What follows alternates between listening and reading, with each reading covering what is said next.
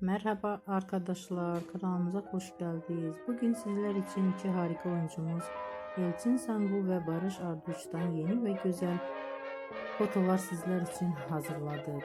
Elçin Sangu öyle bir geçer zaman ki Kurt Seyit ve Şura ve Kiralık Aşk dizisinde rol almış ve herkes tarafından çok beğenilmişti. Biz de sizler için onların güzel ve romantik karelerini hazırladık. Bu videoların devamlı gelmesini istiyorsanızsa kanalımıza abone olup yorum yazmayı unutmayın. Böylelikle bizden bu kadar.